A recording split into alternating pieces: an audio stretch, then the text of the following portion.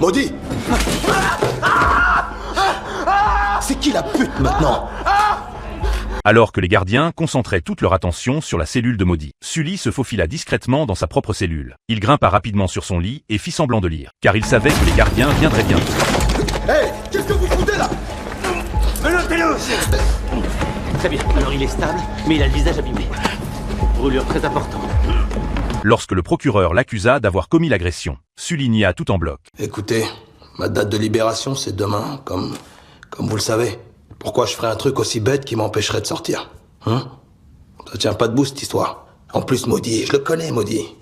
On peut même dire qu'on est des potes. Car Sully savait que Maudit ne parlerait pas à la police. Coopérer avec la police détruirait complètement la réputation de Maudit dans le gang. Il n'y avait ni témoin, ni caméra de surveillance sur place. Le procureur n'eut pas d'autre choix que de renvoyer Sully dans sa cellule. Le jour où Sully sortit de prison, il fut très reconnaissant envers Jason pour sa loyauté indéfectible. Après des années de séparation, Sully n'aurait jamais imaginé que Jason était tombé dans la drogue. Voir Jason dans une telle déchéance, Sully en avait le cœur brisé. C'est alors que Dushone s'approcha. Il avait été autrefois le frère le plus proche de Sully. Mais Dushone venait voir Sully pour lui proposer de collaborer à nouveau. Mais Sully se souvint du jour de son arrestation. Dushone l'avait abandonné. Avant même que Dushone ait fini de parler, Sully refusa catégoriquement. Peu importe à quel point les conditions de Dushone étaient alléchantes, Sully n'accepta pas.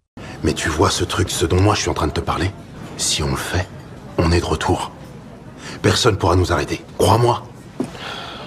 On peut y arriver, frère. Qu'est-ce que t'en dis? Non. Et je suis pas de ta famille.